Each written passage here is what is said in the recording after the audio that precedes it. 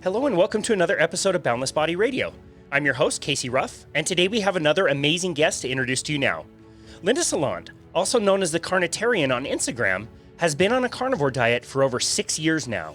She leveraged the diet to reverse a wide array of health issues, including amenorrhea, PCOS, anxiety, migraines, edema, and whole body pain. She is now a carnivore coach and a stalwart advocate for a meat-based diet. She is a member of the Savory Institute, whose mission is to facilitate the large-scale regeneration of world's grasslands and the livelihood of their inhabitants through a holistic movement. Linda has over 20,000 followers on Instagram, where she shares her knowledge. She is also a competitive ballroom dancer and a mother of two. Linda the Carnitarian, it is a pleasure to welcome you to Boundless Body Radio.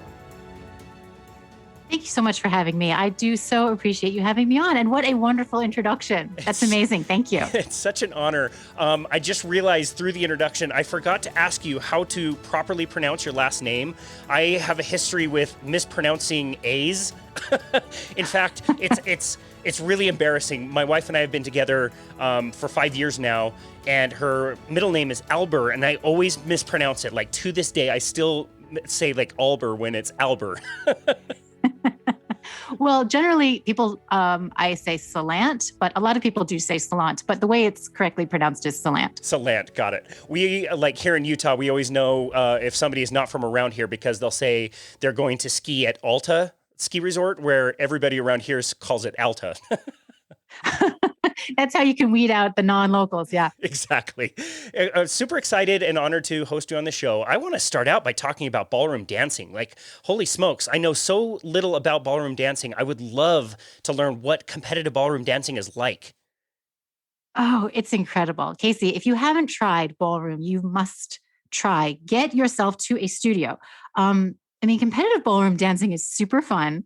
You obviously don't start out, as a competitor. Everybody sort of starts out as a beginner. And the ballroom studios are such welcoming places. They are such happy people.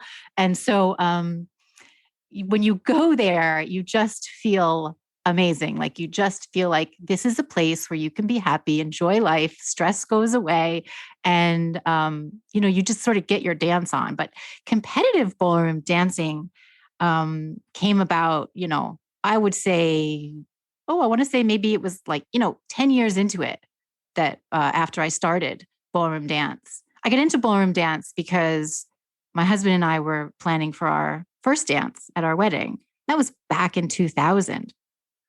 Wow. And so we went to a local Fred Astaire studio and we just wanted to learn one dance. But we ended up signing up for a program of lessons, and he and I danced together. My husband and I danced together for a few years. When I moved down to North Carolina, which was about 15 years ago, he said to me, well, if you want to, continue with the ballroom dancing, you're on your own. Like, I'm just holding you back. You just go ahead and go to those lessons by yourself and do what you do. You love it. So I said, okay, I'm going to go. And I've just kept up with it. And I dance with, my professional partners over there at the studio. I do competitions with them. So these are pro-am competitions. It's been a while. I love it. I just love it. Wow, that's amazing. What kinds of things have you learned through ballroom dancing that maybe have helped you through your regular life? In ballroom dancing, there's this sort of a visual that they will give you to think about when you're dancing. When you see competitive ballroom dancers, you see they look very calm. They're very calm, very controlled. And they have this top line that, in their shoulders that just sort of doesn't move no matter what is going on underneath. It's sort of like you're a duck on the water, they say. And you see this duck and everything is going very smoothly, that you look at them and they're, oh, what a calm duck on the water, And under the water, what you don't see is all the strength, all the pedaling, all the flapping of the feet that is driving them forward so smoothly. And so this is something that I learned in ballroom that I take with me, is that you have to have this baseline of strength and sort of a little bit of motivation and, I don't want to say struggle, but more strength under you to carry you through and, mental fortitude, even as, along with the physical strength. you will look as though you are struggling and you'll feel as though you're struggling. When you get it, just in life in general, but when you get that strength and you get that baseline health, life becomes so much easier and you appear to be calmer, and you really are calmer because you sort of have that confidence and that strength. Wow, that's really beautiful. That reminds me of the metaphor of like the ocean or something where like if you just look out onto the ocean, it looks like a mess and there's so many waves and so much chaos and commotion going on. But if you go underneath, like everything is just totally still and calm.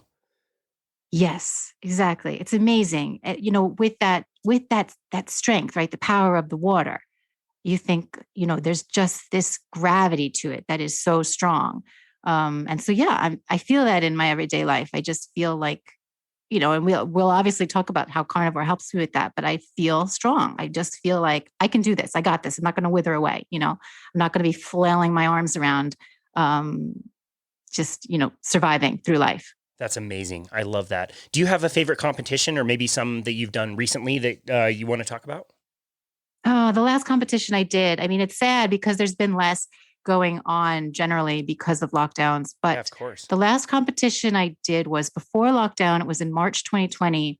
Definitely hands down my favorite competition. But, every time my last competition is always my favorite. um, so, but this one was particularly great because there were so many competitors. I mean, I had gone to several national competitions before. And to be honest with you, there's not a lot of competitors in my age group.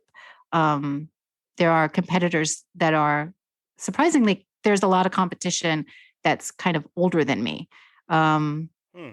there's a lot also that are, very young, like up and comers. But in my age group, there aren't a huge amount of couples that come to dance. And so in this competition, and maybe it's just the popularity of the sport that's coming out, but there were 11 couples in my in my segment. Wow. And so I got to dance against all of them. And as they slowly start, you go to a semifinal and then to a final. As that group gets whittled down, you just start gaining more and more confidence. And so I just felt really good. I'd never danced in a competition before where I had a semifinal and then a final. It was always a small enough group that we all danced on the floor at the same time, and then there was a winner. But this was far more interesting because there was more competition, and winning is always fun. So there was that. I enjoyed that very much That's in this awesome. last competition. Wow. Yeah, it's great. That's always like a bonus. You get to go home with something. But it was really fun just to see all of the great competition that came out. And you're nervous at the start and you're looking at them and everyone's sort of sizing up the other couples. And you think, am I good enough? Am I good enough? And you just have to sort of block that all out and say, yeah, I am good enough. I got this. And if you do that, it's shocking the results. If you can just turn off that self-doubt and say, yeah, I absolutely got this. Competition may be stiff, but I can do it. And it's amazing, mind over matter sometimes. But with all the training and everything that I'd done, I felt very confident that I could do well. So I loved that competition. That was fun. Wow. That was in Asheville just recently. Yeah. That's so cool. I love that. Wow. So I know you practice a carnivore diet, but to be able to compete at such a high level in a very athletic sport like ballroom dancing, you must have had to change your diet before the competition, right? So you were eating probably like granola bars between your dances, and you were probably doing like Gatorade and shot blocks and things like that. Is that correct? You mean in my previous years of competition? No, in your last one, the one you were just talking about. Oh, absolutely not. No, no, absolutely not. And it's so funny because no, I stay strict carnivore. I do not carb load before competition. I don't do those pasta dinners, and I am not snacking on any carbs or drinking any sugary power aids or taking any goo packets or anything like that between heats. I recently have been snacking on like dried meat snacks. So there are some that are like freeze dried, there are some that are more like jerky, and I will bring those with me. But I just drink water, and I generally train fasted. So I'm used to just burning the fat that I have on my body for energy during, that hour and a half session. When you compete, you're dancing for far less time than an hour and a half. I mean, it goes throughout the day. So it's a day-long program, but you're only dancing for a few minutes at a time. It's sort of like sprinting. You have a day-long event, but you're only in so many heats. And those heats only last about a minute and a half each. So you do that about 16 times throughout the day. And, you don't need the carbohydrates. I mean, a carnivore diet gets you into that ketogenic state where you're burning your own fat stores for energy.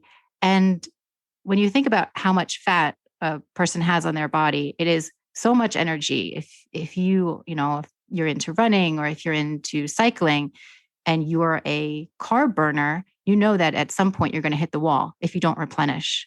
But when you're a fat burner, you just don't hit the wall. I can just keep on dancing. Towards the end of the day, maybe like 2 p.m., I'm like, oh, okay, I'll have some meat. I'm kind of hungry. Everybody else around you is eating M&Ms. Like you said, they're, eating snacks. So there's like chocolates everywhere. There's definitely granola bars and bananas everywhere. People think that that's just, so healthy and you got to keep your energy up to keep on dancing. If I ate like that, I would feel terrible. Oh yeah, totally.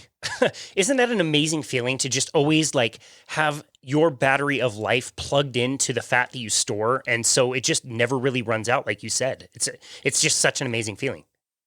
It is. I agree with you. It is. It's amazing. And when you learn stuff like that, it puts your mind at ease about like, you're not going to die. You don't have to eat every 3 or 4 hours. You're not going to die. And knowledge like that is just so empowering. Yeah, I totally agree. I used to race road bikes competitively, just on a local level, nothing too special. And I stopped racing maybe like a decade ago. And a few weeks ago, I decided to go and check out my team's ride that they do every Sunday. And this is a pretty fast ride. I mean, there's guys who have been racing locally at a pretty high level for a very long time.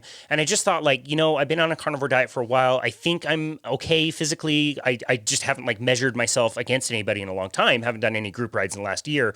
And I went and rode with these guys. I didn't even bring a water bottle. And this is like a 3.5 hour ride that's pretty quick. I mean, there's times where people race against each other and sprint against each other, and it's pretty, tempo type of riding. And I didn't even bring a water bottle, and I was able to hang with all of those guys. In fact, I was doing a lot of the work with these guys, and they were downing bottles and eating snacks, and we had to stop at the gas station, and everybody, did what I used to do and like eat, grandma's double chocolate cookies and all these snacks and crap. And they looked at me like I was insane. Like I didn't even bring water with me, and I was totally fine. It's amazing because you're eating like a natural human diet. You are burning energy the way that you're supposed to be. What other animals out there bring snacks with them throughout the day? Like none. Great point. We're the only ones who feel the need to carry water with us everywhere we go and to carry food with us everywhere we go. It's crazy. Like we don't send our children to school without, making sure they're prepared to have a snack 1 hour after they get there. 3 hours after that is lunch. 2 hours after that is another snack. I mean, it's craziness. So yeah, I'm so glad to hear that you were able to do that and that they were so astonished by you. Maybe they'll learn something. They looked at me like I was insane. Yeah, with some of the anthropologists we've talked to, I don't think any of them ever mentioned like the rest stops that on the African savannah, like rest stops every mile or 2 miles. I don't think that really existed. Yeah, it's just not there. It's just not there. It's not. I'm so curious to hear your story and how you came about the carnivore diet. It's a really unique story, and I'd love to hear it.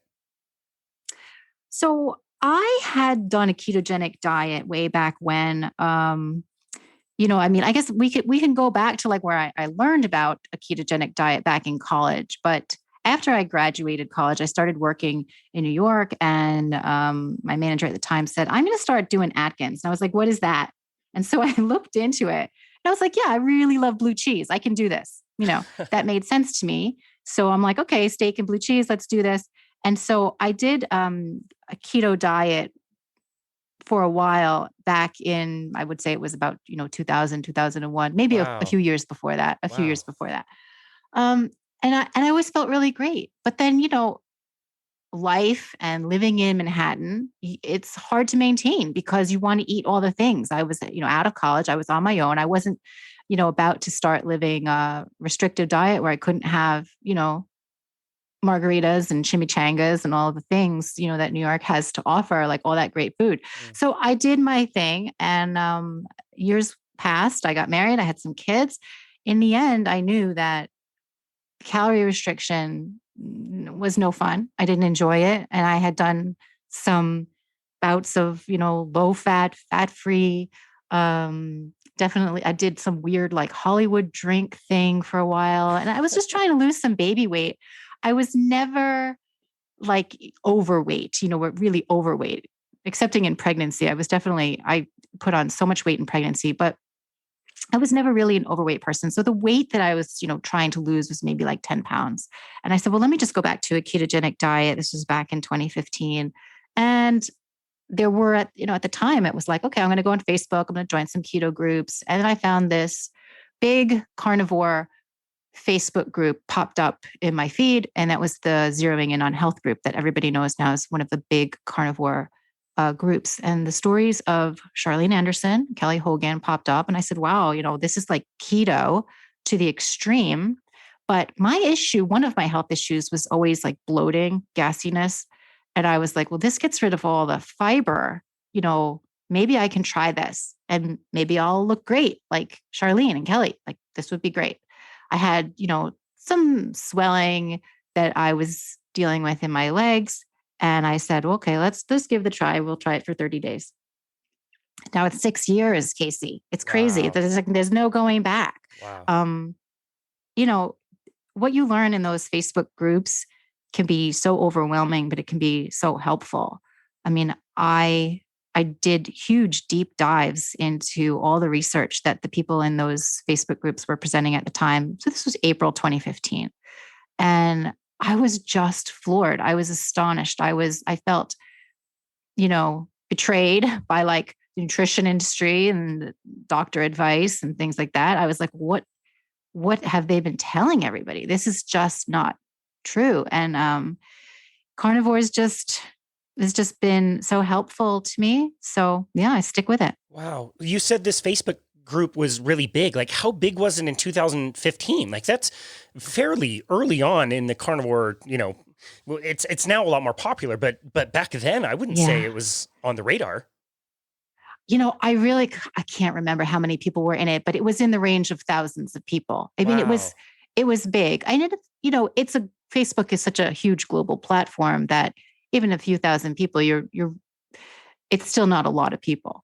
Even if it's a couple thousand people, but there were a lot of people in these groups. And, I was surprised, but you were right. It was a small amount of people, doing it. And it was still very fringe at the time. I feel like it's ubiquitous now, but maybe it's really not. I mean, it's definitely not when you see what's being promoted.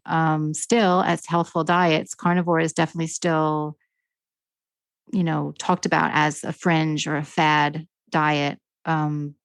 But it's in my circle, I feel like I see it everywhere, but that's just because my Instagram circle is, a whole bunch of carnivores. Sure.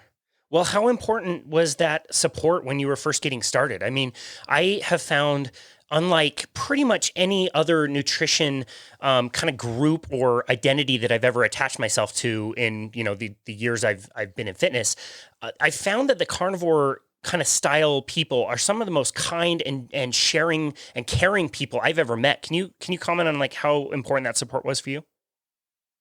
Yes, this is absolutely true. I mean, I was floored at the amount of like free information and time that people were willing to give freely in the groups. It was like somebody would come in, somebody new and say, I've got a problem. And they would sort of lay out what it might be. And, veteran carnivores wouldn't just answer the question. They would ask for more detail. They would say, well, can you try this and get back to me? Let me know how this is working for you. There's a tremendous amount of support in the carnivore community and, just in the meat-based community. Like if you don't, I don't want to pigeonhole it to strict carnivores, but they are so willing to share how to get healthy because they themselves, I think, have experienced the benefits of the diet to such an extreme degree. Some people come from such debilitating health conditions, tremendous obesity, horrible anxiety, just, painful life, that once they find the science and once they experience the benefit of this carnivore diet, they want to literally shout it at everybody. Wow. And they are just tremendously helpful. I don't necessarily get that same vibe from other health conscious communities that are espousing other diets. They seem slightly more hostile than carnivores. Sure. And I appreciate that, there is definitely, for the most part, a mellowness in the carnivore community and a sense of, wanting to help everybody. I mean, doesn't that alone tell you so much about what this diet can do for people? Absolutely. I mean, there are so many things that people can be deficient in when they cut meat out of a diet, say. So vegetarians and vegans, I'm just going to say it, are sometimes, deficient in certain nutrients that may help stabilize their mood. And it is hard to be rational when your brain is not getting what it needs. And, I can just sort of leave it at that. It is very telling that once you get all the nutrients you need and once you start feeling good, you start treating people better. Yeah. Wow, that's so well said. I love that. Oftentimes people will come to this style of diet, a ketogenic or carnivore style diet, because they want to, achieve something. It's maybe one or two, goals, generally like weight loss or fat loss or something like that. But then they notice additional benefits that they weren't even expecting. And they start to realize like, wow, my level of normal wasn't what I thought normal was before, which is more like an average. It's more like most people feel these things that aren't necessarily normal. What things surprised you when you switched your diet over? Oh, so many things. And, it becomes this fantastic tale because when people ask me that question, I can rattle off like 12 things that got better. And they say, oh, now I know you're lying. You're just making it up because you can't possibly improve so many things with just, eating meat. That's right. But really, so many things were improved. I mean, if I was looking for 10 pounds of weight loss, I got 10 pounds of weight loss, fine. But I got improved digestion, right? So no more gassiness, no more bloating. I got resolution of anxiety, depression, and resolution of a condition called interstitial cystitis, which is like a chronic bladder pain, which is horrible. Wow. It's debilitating. It keeps you in bed, which then keeps you in a cycle of depression and anxiety because you wonder, is this pain ever going to go away? I got some relief in pain from lipedema, relief in the swelling from the lipedema, and also a measurable difference in size of my legs. I can do things like simple things like sit in like a crisscross applesauce kind of position. It's very difficult to sit that way with lipedema legs. It's difficult to roll over in bed because you get like, pain. So there's been resolution of that pain just doing daily activities. Migraines went away. I was having, chronic migraines where I would have to sit in the dark for hours. That went away.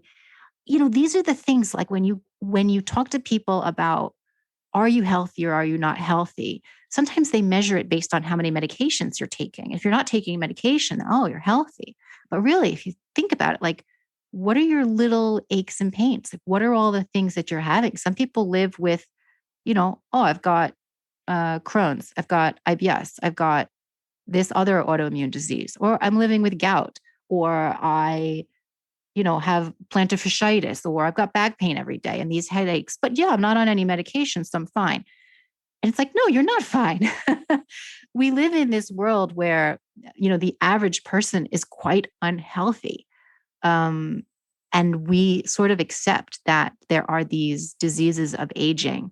And this is one thing that I will not ever accept, these diseases of aging. This does not happen in other animal populations. It's like, this is not what goes on. You should not just be slowly failing until you die. Wow. And you certainly should not be headed to the doctor, headed for the refills every month to keep, be on meds for, 40 or 50 years of your life. So I there's completely just agree. been, yeah, there's so many improvements, and they're different for everybody. I mean, I've heard stories from people who have cured the incurable, right? I mean, things like eczema all over their bodies, things like multiple sclerosis. It's just incredible what people can cure with a carnivore diet. And like I said, it makes it sound fantastical and unreal. But I say, everyone should try it and see. It's because at the heart of it, it is a tremendous elimination diet, getting rid of the plant foods that may be causing inflammation just for a short period of time. See how you do. Give it a try. And, you may not want to go back to those foods. I love that. I mean, we talked to Rob Stewart, who had horrible eczema, all kinds of dermatitis, skin issues like crazy, and he resolved them all on a carnivore diet. And I also have a client here in my neighborhood who has MS, and same thing. Like, she has not had a flare up in years since she went carnivore. It's so amazing. And you're right. It sounds like snake oil. And so it puts, I don't know, it's hard to say, but it like puts this like really weird connotation on talking about the diet. What things have you noticed socially that have been a challenge for you to share this message? Because like it should be this like really happy message of like, you should try this. Like you said, like anybody can try this at any time. What things have you noticed as far as like obstacles about like even communicating about the diet? Yeah, it's still hard. I mean, you would think that I've had enough practice in trying to explain it to people that it's simple, it's doable, it's sustainable, it makes sense. But oftentimes, when I'm trying to explain it, I just sound like a crazy conspiracy theorist. I mean, because when you start talking to people about the diet, they say, well, what about what I've been told? That's exactly opposite of everything that the doctors say. How could that be? And what ends up happening is you start putting yourself in this defensive position of the debunker. And when people become the debunker, they start sounding like they are in on some kind of anti-conspiracy theory. But you start talking to them about things like how the USDA guidelines came about, how, the McGovern report started all of that, or you start talking about John D. Rockefeller and how allopathic medicine came about, and they just start to kind of glaze over. And they're like, no, this is crazy talk. This can't possibly be. I mean, if you tell the story of Ellen White and John Harvey Kellogg to people, they're like, this is not, you're out of your mind. Insane. Yeah, it's absolutely insane. And so I find that still very hard. It's hard for me to censor myself and not get into those details with people. I still have yet to come up with like an elevator pitch for carnivore, because everybody's coming, everybody who I speak to has sort of a different health issue. And so you want to sort of tailor your argument or tailor your debunking to what is relevant to them. But it's hard to convince people that maybe broccoli is not doing them any favors and that fiber is unnecessary, and that, even though people do burn sugar, we are not meant to consume sugar. It's very hard to convince people that fruit is not the healthiest food on the planet because of what they've been told. So, those things are like a challenge for me to explain to people who are not in the space. And then there's the challenges that I face talking to people who are in the carnivore space already. And, those are things like explaining to people how, yeah, you can scream into the bubble of carnivore and say, we need these guidelines to be right. But unless you're going to take action, you're going to talk to somebody, you're going to attend a meeting and affect some kind of policy change, you're just screaming into the bubble. So, hey, everybody, like, let's do something about it. Let's just not say how terrible our guidelines are. Let's, work on changing those guidelines. And I also, run into carnivores who are like, yeah, carnivore is great as long as you're doing it the right way and you're eating quality meat. And I just lose my mind over that, because there's no one way to do it. There's no necessarily right way to do it. I mean, there are things you can do that are not beneficial, not helpful. And quality meat, that whole phrase makes me nuts, because to me, any whole cut of meat or ground cut whole cut of meat is quality meat. I mean, it's just animal. The way we raise cattle here in the US is perfectly sustainable. And I feel as though all of that meat is quality meat. And so there's some infighting there that's hard to address. And, like I said, there's some discussion with people outside of the community where it is hard to convey that it's healthy for you because they've been told that animal fats are so bad, red meat is going to give you cancer, cows are killing the planet. All of those things come up in these conversations. And I find it hard to state all of it without sounding like a crazy person. Sure. Yeah, I agree. I couldn't agree more. Like we don't spend very much money on our meat and we buy it as locally as we possibly can. And it's fantastic. And we spend the least amount of money on food that we ever have in our lives. And so many of these things have just been in place for so long that people don't question them. Like I got murdered on Facebook a few years ago for doing a series of posts that showed like a natural apple that was growing on a tree nearby my house. There's not many apple trees. There was like this group of 2 or 3. It was a small apple that was a little tart. And I just contrasted it with like walking into Costco 365 days a year and finding softball size apples in this package. And nobody stops to question, like, do you think this apple just grew behind Costco yesterday? Like apples are not available all year. They're not this big naturally. We select these fruits for sugar and taste, and they get shipped all over the planet. And it's like, what people don't question it because it's just been in place. It's just what they're used to. Absolutely. I mean, people are very confused about what a natural human diet is supposed to look like because it's been, at least 100 years where we've seen these hybridized foods. We think broccoli has been around forever. It just hasn't. I mean, things like even the low carb fruit, vegetables, they have not been around forever. It's like eggplant, like that was not a thing. Right. Like I said, broccoli, cauliflower, just not a thing. Like not a thing. We invented that.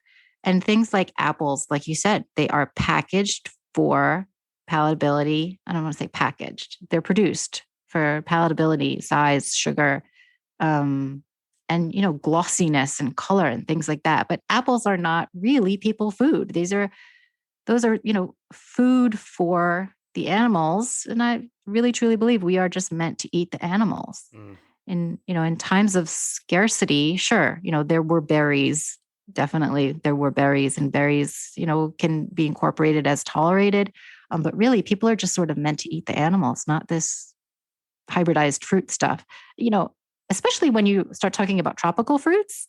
I mean, the people who say, you've got to eat oranges every day or have orange juice every day or papaya or a mango, the environmental impact of that is insane. Like that, flying tropical fruits all around the world, there's nothing natural about that.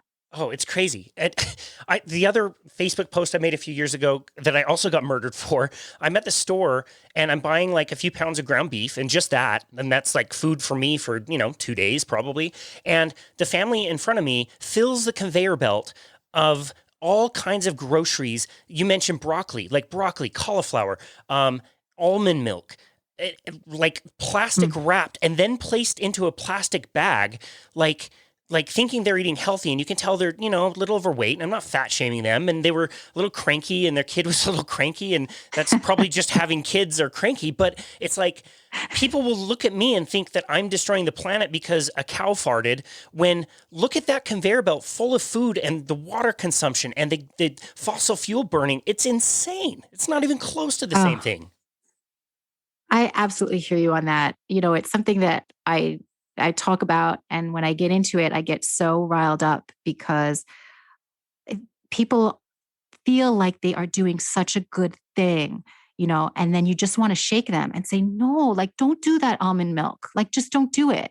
You don't need it. It's just water. And it's being flown all around. And the water consumption of those almond trees is tremendous. And, God forbid I would malign an avocado in the keto space, but avocados are just as bad. It's like, I won't buy them. Like, I feel terrible, buying an avocado. They take so much water and they, destroys communities in South America and things like this. But anyway, that's besides the point. It's just that, yes, people can be very judgy about our eating meat. But meanwhile, they are selectively blind to the health impacts of what they're choosing and the environmental impacts of what they're choosing, for Yeah. sure. Wow. You are officially in keto exile for condemning avocados. I know. I know. You're out. I try not to make many avocado comments. Back to Cereal Island for you.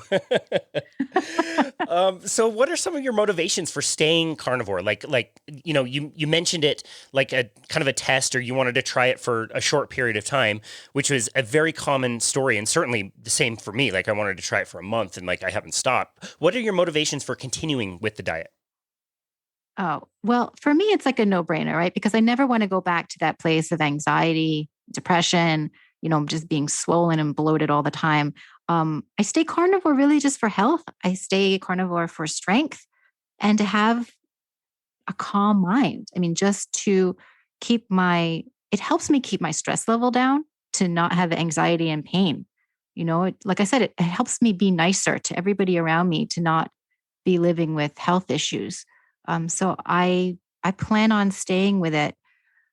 I mean, I don't feel well if I bring vegetables and fiber back into my diet. And some of that is probably just because my gut's not used to it, but I'm totally fine with that. I'm comfortable with staying carnivore. My social circle has sort of gotten used to it.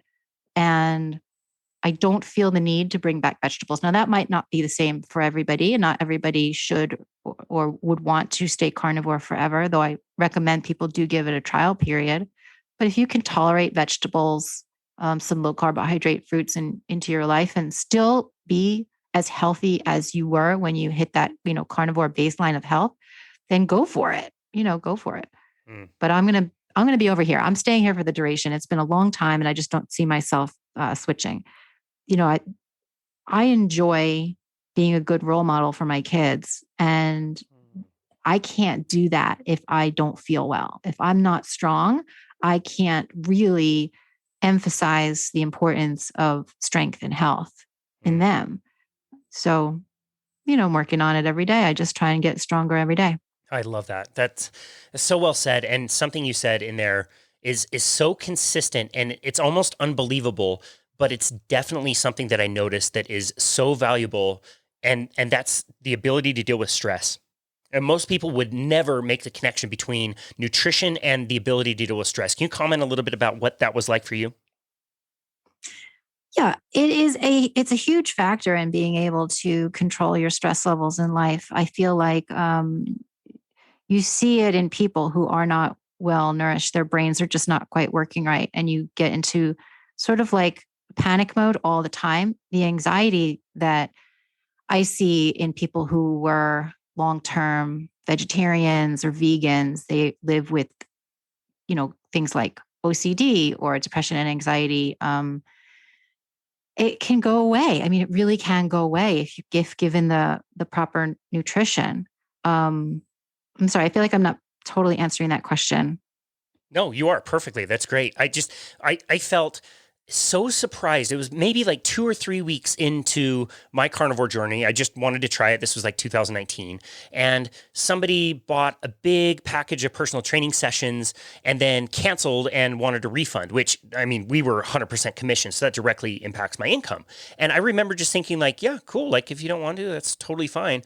And that was never me before. And it took me a minute to like kind of realize like, wow, this diet is really rearranging my brain. It was so surprising. Yeah. I mean, really, it can be very surprising for people. I think that there is, especially in people who do a high fat version of carnivore, there is this tremendous sense of calm and mellow in them. And you don't react the way that you would otherwise. It's really cool. There's none of that like fly off the handle stuff. I'm glad you're seeing that. That's awesome. Oh, it's amazing. I mean, gratitude was much higher. Spirituality was much higher. Calmness, my meditations got better. I mean, everything. I couldn't believe that changing my diet would affect those things. I'm also curious to know, like, what other things do you use in your life to help you deal with stress? Obviously, the diet is such a huge component of that. But what other things do you love to do besides dancing and eating a lot of meat? Oh, I'll tell you what, one of my favorite things to do recently, I just You'll laugh. I got this virtual reality headset thing, this Oculus. And let me tell you what, if you don't have one of these, you got to get one of these. Never It's heard of so it. much fun. Oh, Casey, it's so much fun. I've been using this app. I don't know. It's called Supernatural. And basically you're in these beautiful locations where you just turn your head and you're looking and you're like, I'm in India, or like, I'm in Iceland. Like, this is Wow. amazing.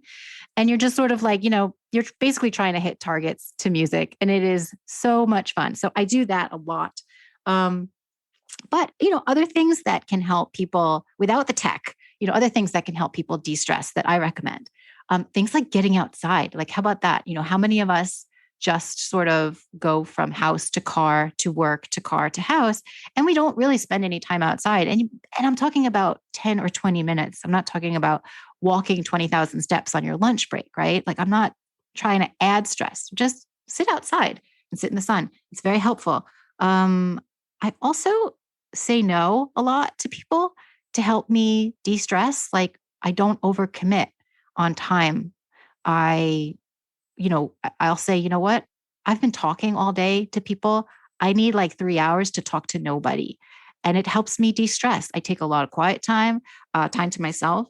And I spend a lot of time learning new things. I find that that's also very helpful for me to de-stress. And some people may think that's insane and they want to just veg in front of the television. But for me, reading, or I've been practicing, trying to improve my Spanish language speaking skills. Things like that I do Cool. to de-stress. Wow, I love that. Okay, so two things. First of all, the virtual reality thing seems like way too complicated for me. I have a Nintendo NES, like the very first Nintendo that came out, and I remember not playing any more video games like when Sega came out because there were too many buttons. I think my coordination, I couldn't figure it out, which is why I already know like I would totally suck at ballroom dancing. No, you'd be fine. You know what's so funny? I tell a very similar story that cracks me up because I had a very basic Nintendo too. And then, I was like, okay, yeah, Super Mario, that makes sense. It's totally linear. And here I go. I'm up, I'm down. I'm just going forward, towards the big boss. But then when Zelda came out, I was like, wait, I can go up, down, over. Where am I supposed to go? And that's it. And that was the end of video games for me. I love Zelda. That was such a great game. That's so funny. Wow. Okay. And then I want to comment on something else that you said. And this is like, for me right now, very acute because, you said you talked about the importance of saying no. And I had an experience just like within 12 hours of a loved one who wanted to come over and like visit and kind of hang out for a while. And they wanted to come out at a later part of the day. It's a time that we are completely trying to unwind. I'm trying to like edit podcasts and do other things, and I'm really busy, but I suck at saying no. And so I said like, yeah, I mean, if you want to stop by, you can, but this is what we're doing and we're trying to relax, and Bethany's already showered and we're trying to make dinner, and the person still wanted to come over, and I couldn't say no until it was like a forced thing that they were coming over, and I had to call them and say like, yo, like, it's not the best time for us. Like, let's schedule a time that we can have some good quality time.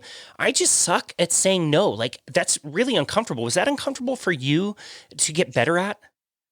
I think so. Yes, I am better at it now. And I think it sort of just comes with practice, time, and age, and not really caring. I don't want to say it's like, I don't, give a whatever about people, but I prioritize my mental health above all, and my health in general above all. And yeah, it does get easier with practice. I find that there are like little techniques you can use, like when somebody invites you to something, instead of saying, I'm not going to be able to make that because of this and that, they will try and give you, ways that you can work around your obstacle. Like say, well, I'm not going to make it because I've got to run an errand. And they'll say, well, just do that later. They give you sort of an out. But if you just say to them, like, I won't make that, and just leave it at that, or just say, no, that time is not good for us, and just leave it at that. Don't give them a clue to help, like, sort of manipulate your excuse. Don't give them the excuse. Just say, no, I won't make that. I'm sorry, I won't make that. Instead of saying, I can't make that. Because then they'll say to you, sure you can. Here, let me tell you what to do. And then sure you can. So, little things like that are helpful. Yeah, that's really helpful. I need to get better at that. So I really appreciate that. That's really practical. Difficult to do, but I will start practicing that a little bit better. I'm curious to know how your carnivore diet started and how it evolved over time. Are Hmm. you eating the same things that you were when you first started, or has that changed? So things have changed. So, I mean, recently I'm doing a high protein experiment. We can get into that in a second. But for the 6 years that I've been doing carnivore, it changed. In the very beginning, and what I recommend to people in the very beginning is really legitimately just cutting out plant foods and eating any animal foods that you like, getting rid of processed carbohydrates, which is what most Americans are eating, is hard enough. And so do that. Get that under your belt first. If you want to eat all the cheese, eat all the cheese. Eat the pepperoni. Have whatever you want, as long as it is not coming from a plant. And that's fine in the beginning, just to get you off sugar and get you off processed carbohydrates. And then, you start to evolve. So in the beginning, I did that. I was eating a lot of salami. I was eating a lot of cheese. I was eating a lot of sort of convenience carnivore foods. And over time, that evolved to more whole cuts of meat.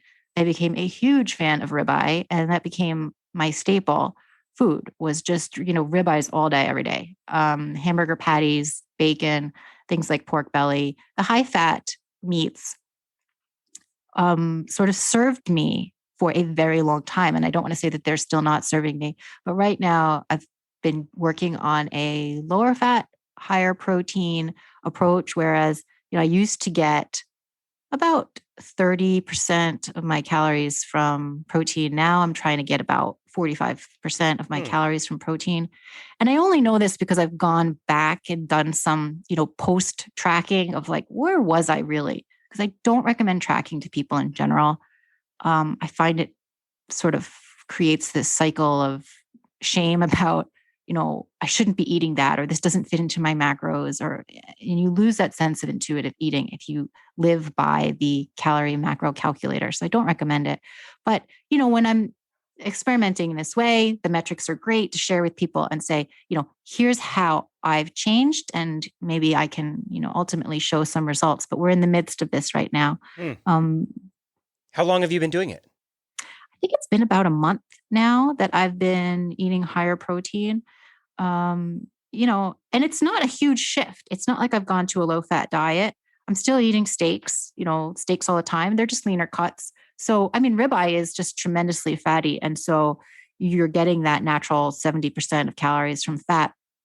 When you switch to things like tenderloin or sirloin steaks, you find you need to add fat to even get, a good amount, a healthy amount of fat in your diet, because we all need dietary fat. I don't think a low fat approach to carnivore is great at all. And, there have been studies of people who, I mean, like Stephenson and the rabbit starvation stuff, where Right, if you eat right. lean, if you eat really lean all the time, like that's not going to work. Like you won't survive that way. I still do try to get, more than half of my calories from fat, but just going a little bit higher on the protein. Interesting. One thing I learned from you recently, in fact, I just tried it for the first time yesterday. I can't believe it. Like I have such an aversion to cold food. I really like my food warm. Like I don't like cold pizza, which like makes me sound like a psychopath because most people like cold pizza is the best and like got them through college and everything. Cold steak. We had leftover ribeyes from the weekend, and it was kind of fatty. And I heard you talk about cold steak and how delicious it was, and how the fat kind of solidifies and almost tastes like cheese. And I'm like, okay, that sounds insane. That's insane. Like, no way. I It tried it yesterday. sounds It's so good. I'm so glad you tried it. Yes, I call that a ribeye handwich, and it is delicious. I mean, if you Oh, don't know, just try it. You just have to try it. People get grossed out by the big blobs of, squishy fat in ribeye. And a lot of times when you eat that ribeye hot, people will just sort of cut it out and leave it on the side. I never did that. Well, I don't usually do that. But when it's cold, it really does kind of turn into cheese. And if you bite into that, just do it. Everyone should just try it.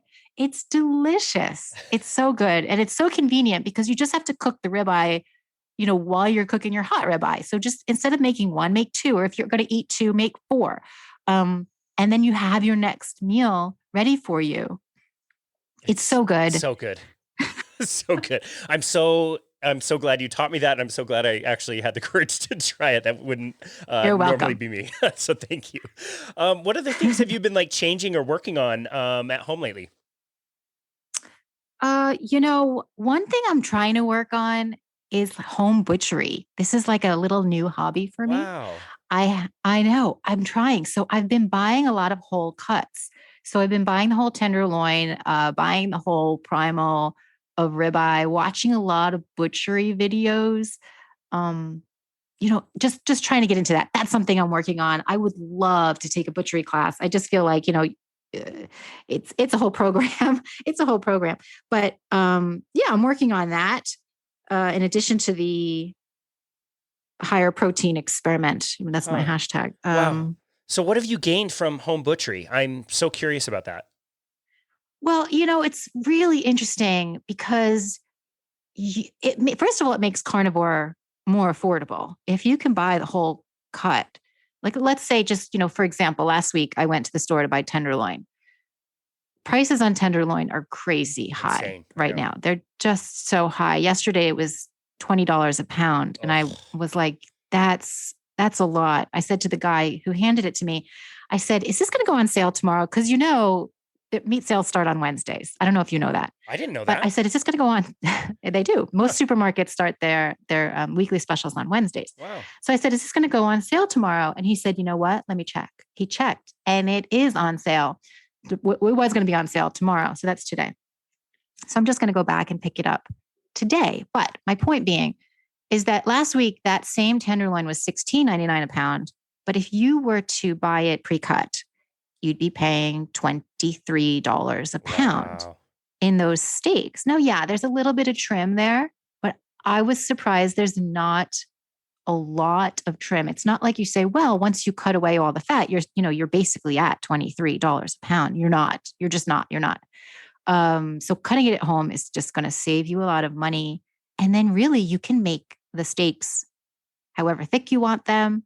I find that it keeps the meat fresher longer. So I will keep the cuts whole sometimes and then just slice off a steak as I need them. Mm. Um, it's fascinating though, too, to see kind of like the anatomy of how the muscles are sort of attached to one another, the fascia between, you know, the way that the fat sort of lays down in layers. And when you start to see like what the inside of an animal looks like, it then makes me sort of reflect on what's going on inside of me too. And Mm. I can think to myself, wow, is this how my fat layers are being laid down? Wow. And it's very interesting. I'm enjoying it, not, just because it, it's kind of fun to be able to process your own food that way. I love that. I mean, Dr. Bill Schindler encouraged us to just, wherever you are on the spectrum of food, just get one step closer to the whole food source of that food. Like if you buy chicken breast, go buy a whole chicken, even if it's like a rotisserie chicken. Just understand the process of breaking down an animal and cut it yourself. And yeah, it's going to be less expensive, which I love your message about that. I get endlessly annoyed with people who say that carnivore is so expensive. You have to have the best cuts of meat. It has to be grass fed. Like, I love that you're so practical and pragmatic about it. But it also gives you that like sense of, there's a greater sense of gratitude. You understand that this was a living creature. This was an animal, and their life is contributing to your life, which I don't think you get nearly as much of a sense of when you're eating a lot of like processed foods and like, crappy foods. Absolutely. I love how you said it. Yes, you just get an appreciation for the animal. And, all of the people out there that, they're like, well, I'm an animal lover. I can't eat animals. It's like, this is not one and the same. They're not mutually exclusive. You can love animals, and appreciate the life that they give for you to have a healthy human life, and like you said, getting closer to the source is very helpful.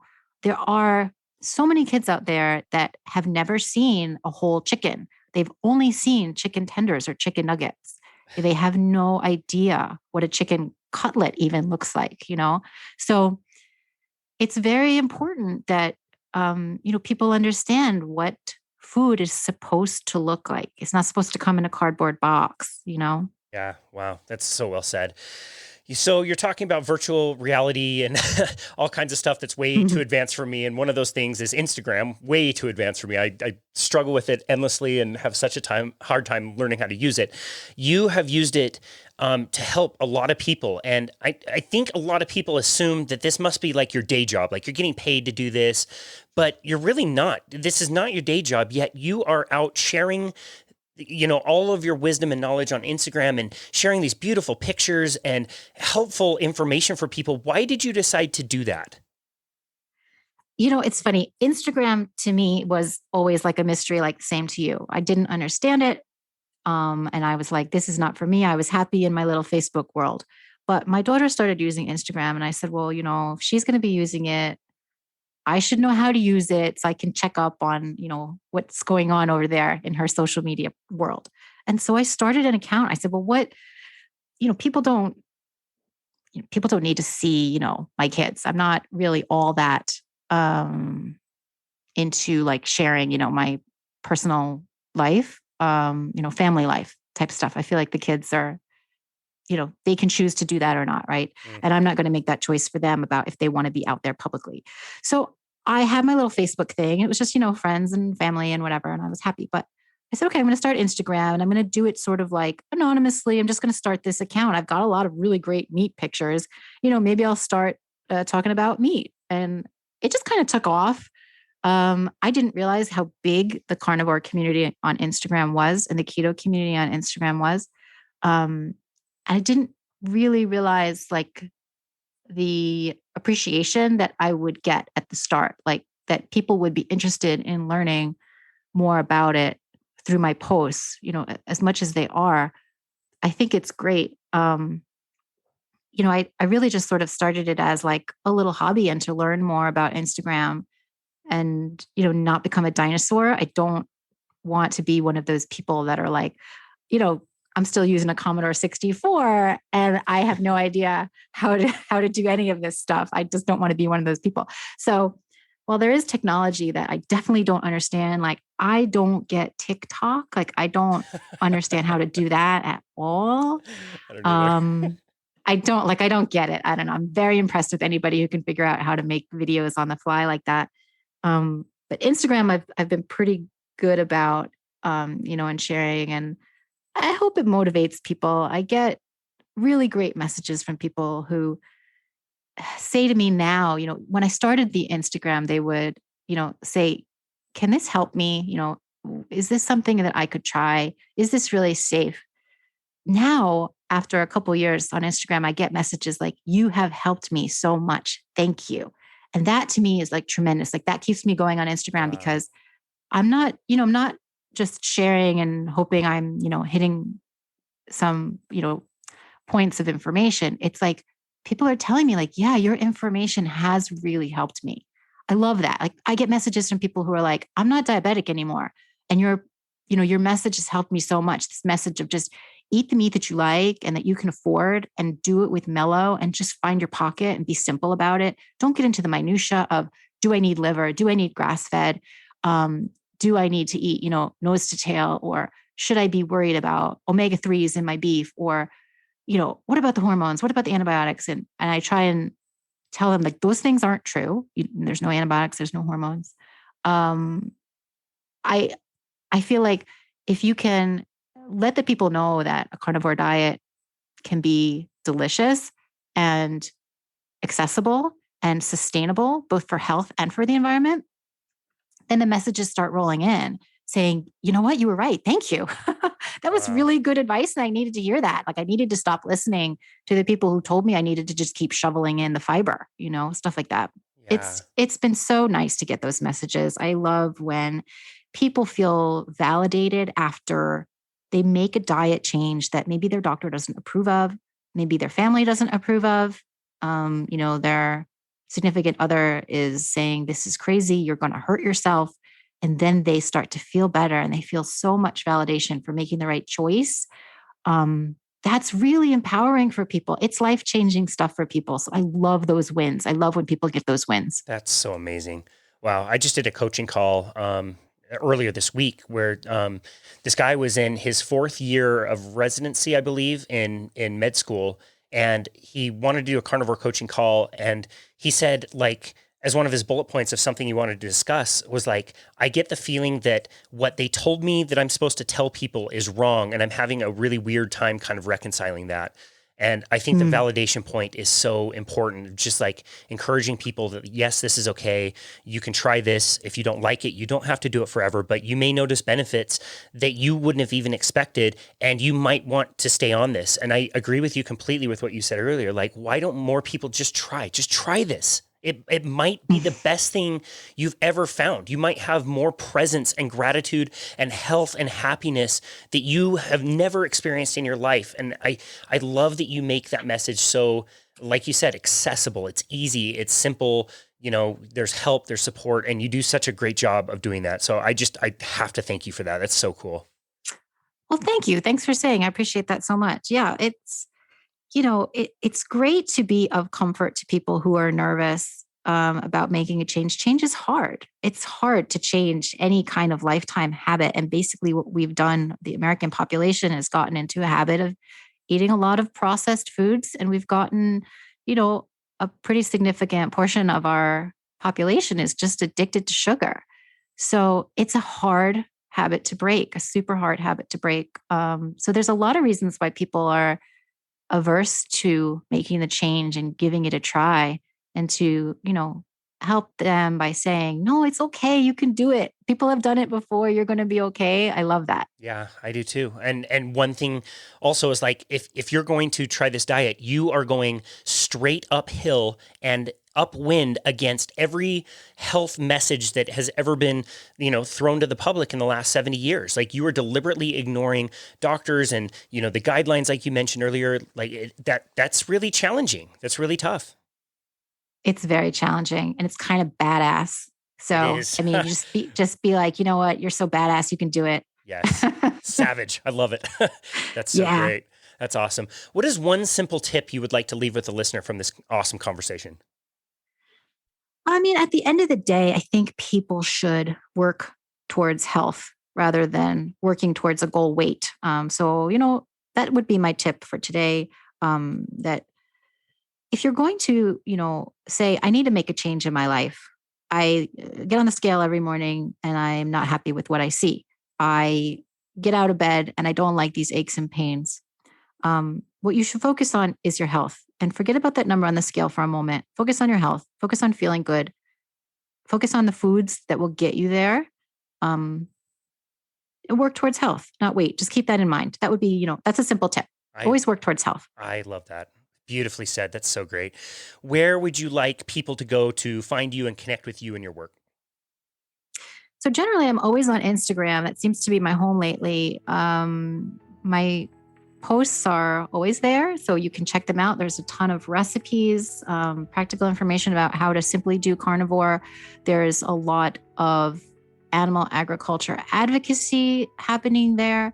And through Instagram, I can be reached through direct message. So basically, if people want to ask me a question, they can go to @thecarnitarian on Instagram and just send me a message. I will always respond. I respond to every message I get. Wow. You responded to me almost directly. I'm so grateful that you did. Your message is it's so wonderful. It's so easy to incorporate, and it's so helpful. You post delicious looking pictures of your food. I'm so jealous I don't live in North Carolina. I would be eating it all the time. Come on by anytime. I will for sure. I will for sure.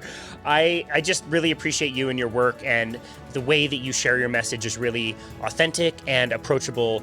And we're so grateful for you and your work. And thank you, Linda Salant. I hope I pronounced it right this time for coming on to our show. Thank you. Yes, awesome. It's been a pleasure. It was so great to talk to you. I really appreciate you having me on. It was such an honor to host you. And this has been another episode of Boundless Body Radio.